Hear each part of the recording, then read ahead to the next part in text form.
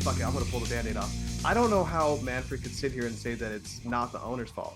I mean, these kids are like AA ball players. They're not even AAA ball players. Their defense is terrible. I'm pretty sure we lead the league in errors. We definitely lead the league in run differentials as far as being a negative stat. Um, I'm willing to bet that we probably lead the league in errors. This team is not ready to take on a major league roster, let alone be on a major league roster. So, and there's no knock on them. They're just shitty owner and put them in a shitty situation just to look shittier. So, I don't know. I said my two piece. I'll let you guys. Yeah. I ripped the band off. You go ahead and let the blood flow. Daryl is actually in the chat. Yes, we are live, and we're about 20 seconds delayed based on YouTube versus what we're actually saying, but we're as close to live as live gets. So yeah, we're here. We're talking, and we're ready to roll for anybody out there. What's up, Daryl? My What's man. up? Hey, Daryl. Thank you for sending those facts over. I appreciate you, man. Yeah, it's time we rip the Band-Aid off. There's a lot to get into, and we're going to continue to cover this. Before I lose my mind and lose all sense of time and decorum. Yeah. I got to shout out some folks. So let me scroll down here to my little cheat sheet. There's been some folks on Twitter that I've been interacting with, and I want to shout them out. We all know about Casey Pratt, Brody Brazil, who've been covering the A's and the stadium deal and all of that. And big time shout out for mainstream media, Damon Amendolara. If you're an A's fan, he's kind of been one of the national voices we've been able to get behind because he's actually doing the work to research what's going on here in Oakland. And he is infinitely better than me at articulating what's really going on. And because, he's a real journalist and a real broadcaster. I'm a dude in a garage with a podcast talking about the teams that I care about and that I'm interested in with my friends and trying to be a part of my local community, And every video he talks about the A's, he's on, it's just hitting the nail on the head. So shout out to him, but I also want to shout out some A's fans on Twitter. They've been organizing some events, and I really want to get that said even more. If somehow people don't know about it, please check out, the hashtag Oakland Forever.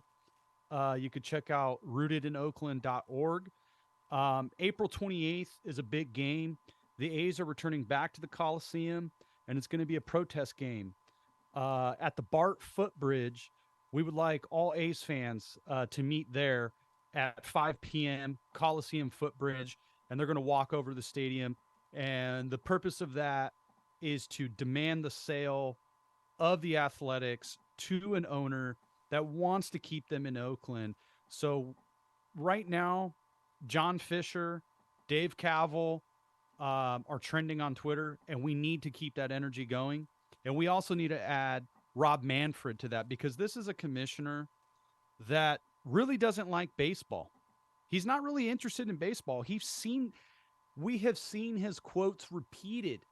He's said dumb things year after year after year. To these guys, it's not just the owners of, it's not just John Fishers of the world. It's also the Rob Manfreds, is that they're selling us a product that we love. They don't love this game, and they don't love the product that it gives. To them, it's a personal ATM. If this was any other franchise, and this was literally the Los Angeles Dodgers just a few years ago with Frank McCourt. If you don't know anything about Frank McCourt or the situation, do yourself a solid and research it. Google it. Look it up. Baseball has intervened and stepped in and made owners sell the team to an owner that's going to keep them in their home market. There's also another protest on June 13th that's a reverse boycott. What we would like to do as A's fans is pack the house And I understand where some people would say, well, isn't that the complete opposite of what you guys are trying to do? Or what a boycott is? John Fisher's just going to get more money from you. Yes, that's true. Unfortunately, that's a necessary evil, a necessary tactic that we must take as fans. But what we're going to try to show the world is that we're ready to support this team. We're ready to buy memorabilia. We're ready to buy beer and food and support these players. And we're also, what I would personally like to do is I want these current players to feel the roar of the crowd and to feel the passion that Oakland has to offer from its fans. I want them to feel a playoff atmosphere one time in Oakland, even on a meaningless Tuesday afternoon game. I just really want them to feel that passion, that love that we have for them and the support that we give. And it's just, we're not going to take this line down. There is precedent. This happened to the Sacramento Kings. Shout out them, where their broadcasters were on air crying, and they thought this team was gone. And the NBA did the right thing and stepped in and assisted the city of Sacramento in keeping the Kings. And we know about this with other teams. We've seen teams that left their home market, the Chargers, the Oklahoma City Thunder, and we see with those markets after the fact, we see Seattle and San Diego without those teams. And it's just absolutely heartbreaking, the void that it leaves in the souls of its fans. Oakland has been here for 50 plus years. It's generational, and we would like to continue that generational love with future friends, family, going forward. So I'll leave it there, guys. I know you want to get in, and I know there's a lot of F-bombs on the way, so I want to let's go. I'm probably gonna go. Well, I'm gonna go. I just need to buy my ticket for June 13th, and I think we're probably gonna all do it together. Yeah, dress in black. That's what I'm gonna do. I'm treating it as a funeral. Well, you can. Yeah, I have no problem with what you're that's dressing to. That's But how I'm going. Yeah. Sam Respect. and Vince, would you guys be curious about doing a live show there? If we can, right? Get there a little early. Just do like a quick little live show. And I kind of want to propose, if we can, see if we can pass out just little pieces of paper that have a chant. And the chant that I've always wanted to do because of Sam, whenever Tony Kemp goes up to bat. Now, obviously, we want to be PC and not, there's children involved. The chant being, he's there, he's there. He's here, he's there. He's every freaking where, Tony Kemp. And we just shout it out. Can you imagine a 30,000 seat ballpark just all shouting out at once as Tony's going up to bat? And Tony gets to feel that energy and that vibe of fans doing something like that. Now, we've personally have met Tony Kemp, and he's told us that people in his life have said that to him. Friend of the pod. Friend of the pod. Yeah. Friend of the pod. He's said personally that people have pals. said that to him, and he laughs. You know, he thought it was annoying at first, but now he's like, it's funny, it's hilarious, I love it. He says his wife sings it to him. Tony's on board, so I think it'd be fun to pass out a little piece of paper that says he's there, he's there, or he's there, he's here, there, he's there, he's here, he's every there, freaking he's where. every freaking where, Tony Kemp. And I think that would be fun. Let's do it. Pass out. Let's do it. All right, sounds great. I mean, it's That'll not the be fun. first time the A's have utilized a soccer chant for a player. I'm looking at you, Stephen Vogt. Exactly. You can't ask a player to change their Hey, music, so you're not going to get a Balfour I caught a foul rage. ball from him when I went to Seattle, and that was the first and only foul ball I ever got in my life. So shout out Stephen Vogt. Thank you, sir. Nice. Yeah, I do want to read the quote that Rob Manfred fed to the press. Oh, here we go, Vince. I feel sorry for the fans in Oakland. I really do. But for the city of Oakland to point fingers at John Fisher, it's not fair. We have shown an unbelievable commitment to the fans in Oakland by exhausting every possible opportunity to try and get something done in Oakland. Unfortunately, the government doesn't seem to have the will to get it done. We here at the SVT podcast are calling the bullest of shits. I wanted to give him a pseudo Cartman-like voice because he's a villain, and Cartman is a villain in South Park. If The voice I got from that, it's the same actor, right? That does Cartman. Yeah. But it's the weird scientist guy that wears yeah. and That's what that voice was. I couldn't find the Cartman initially. I started to find him a little bit toward the end there, but I thought it was pretty good, man. Yeah, it's I all mean, right. good. It's the first. We're It's the still in the first same try. show. Good job. I Good We're still in job. the same show. I haven't done a Cartman impression in like 10 years because I haven't bothered to try, if I'm being entirely honest. But I'll work on it, and I'll do more Cartman. Voice The official Rob voice of Manfred. Rob Manfred is going to be Cartman. I will work on it, and Moving it will forward, get better Vince, as we Vince go. Okay? Gabrielson performing Rob Manfred as Cartman. He's a dude playing another dude. Vince's one-man monologue. Come watch him in your local theaters. That's right. Okay, We're selling so tickets. fuck you very much, Rob Manfred. Yeah, I mean, it just think makes no Well sense. said. I mean, He it just makes doesn't. no sense, right? To me, it blows my mind is that this team has gone to countless playoffs, been super competitive. Moneyball system worked, but when you gut the team, get rid of the players, get rid of the coach, alienate the fan base, yeah, you're gonna get a crappy, shitty product for the last 2 years. That's exactly what they've been doing. I don't know. Obviously, Rob Manfred, whatever, fuck him. Apparently, he works for the Rob owners. Fuckface. Yeah. That's all he works for. He works for the owners. He doesn't work for anyone else. So I am curious though, because there's two things that come to this whole Vegas situation, right? They've got to get the $500 million in public taxpayers' money, right? They have to get owners to agree onto it, right? And I see we've got a note here that says 23 out of 30 owners must agree to approve the relocation. That is correct. Yeah. It's already like, I've already seen a forum of people trying to don't pay a billionaire, and they're trying to get Vegas citizens or Clark County citizens to sign this petition. The schools, okay?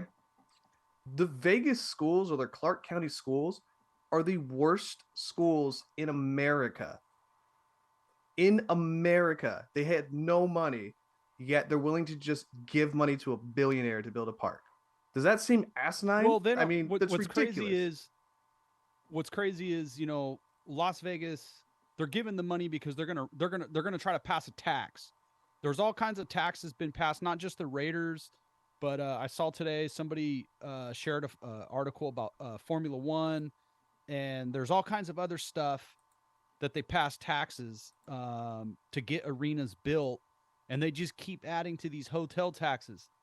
And there's only so much they're going to be able to take, where the citizens are like, we got all this debt and our schools aren't that good. Our healthcare system's not that good.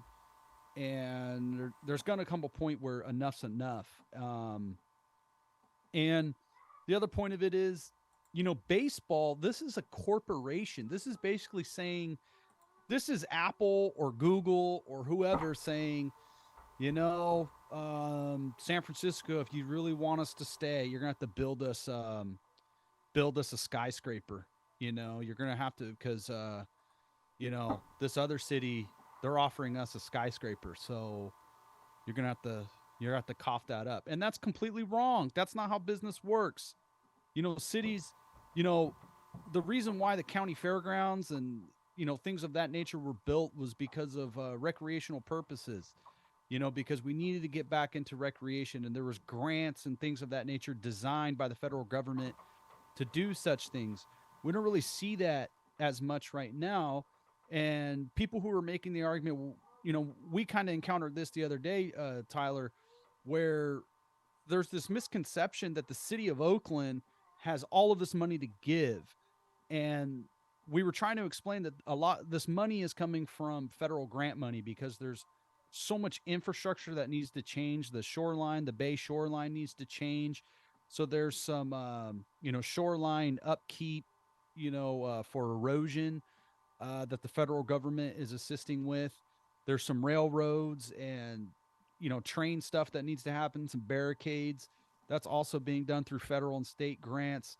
So there's things of that nature that the federal and state government gives to cities and counties that have these large infrastructure projects. It doesn't necessarily go to the ballpark. It goes to everything around the ballpark, because if you build a neighborhood, it's not the builder's requirement to put a street there. It's the city's job to put the street there. You you know, Well, and one thing to note on that too is that the A's did raise what 385 million, something like that. 375, I think. But yeah, 375. Okay. One thing I just want to note there is that say the A's walk away and they do get their deal in Vegas, the city of Oakland gets to keep that 375 for infrastructure for the city of Oakland. So yeah, it may suck that we lose a stadium, but it's a win that Oakland was able to get grant money and be able to try and fix what they've got going on. So there's a positive note that comes with them trying to get this money and acquire this money. yeah, there's, you know, the city of Oakland's going to move on. The real estate here, the tech that's here, people can say all they want about San Francisco and Oakland and California law and things of that nature.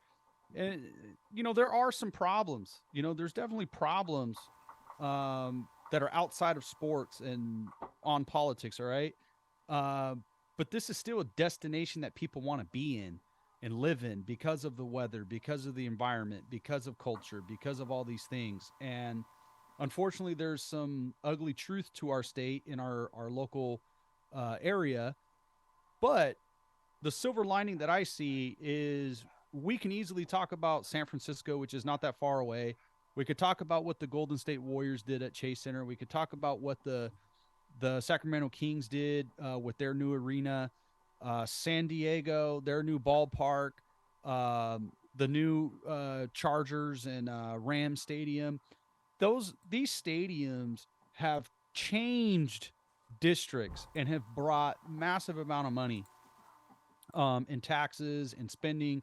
You know, so the city of Oakland has an opportunity to use some of the profits that could come from a lot of this infrastructure and the A's, you know, being here and being committed here.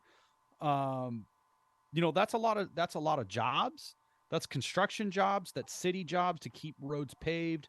That's you know, there are community benefits. There's like this arena where high schools and whatnot can use. You know, the amount of visitors you'll get and have places to go like restaurants and Jack London Square and, you know, all of the benefits that you get with a new ballpark. Just look across the bay. Yeah. It has changed San Francisco for the better. Well, China Basin was also not a place that you wanted to be at. It was not a good place to be. China Basin is the place where you want to be at. You know. Now it's before and like after happening. games. It's happening, and we want to be there. You know, fans want to be there. Yep. It's a great environment, and the city of Oakland deserves that environment. The city of Oakland deserves places to go. Like, there's not really, unfortunately, it's the only game in town now that all the teams have left. It'd be great to have something to do, you know, something to hold on to. Yeah. Well, any last thoughts for you, Vince, on this? No, I think I got many thoughts.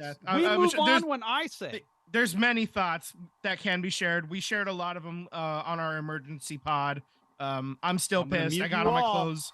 I got all my clothes. My A's clothes are in a box right now. Like, I'm not going to put any of it on for the foreseeable future. I think the only way I'm ever back on the as an A's fan, I think I'm done emotionally. The only way I'm ever going to be back is if the A's do end up staying in Oakland and John Fisher is gone. If one or the other happens, like if they move to Vegas but John Fisher is gone, I'm still out.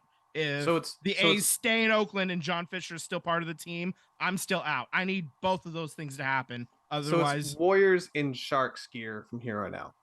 And Niners. Oh yeah, I forgot about them. Sorry. Yeah, I got plenty of Niners shit too, man. I'm good. You know the other big sport out there?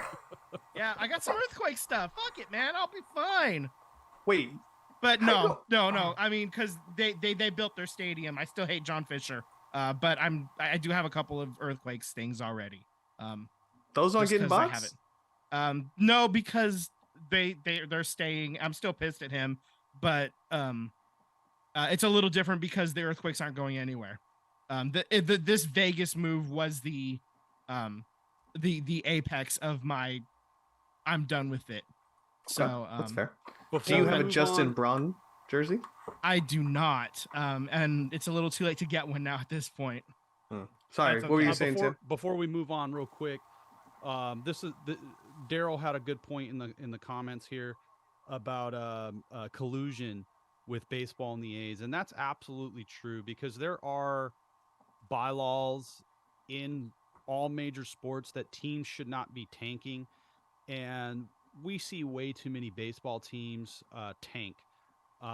It's not just the A's.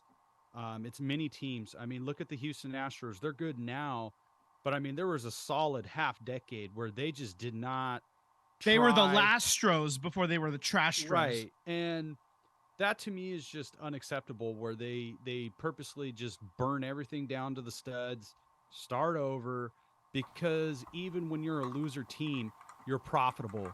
And that's what the A's proved last year, being the 5th most profitable franchise. Fourth. They were top 5 for sure. 4th in all of baseball. That's an absolute lie that these teams are operating in the red. They're literally vulture capitalizing on this thing. Throw some money the team's way. It's not his priority.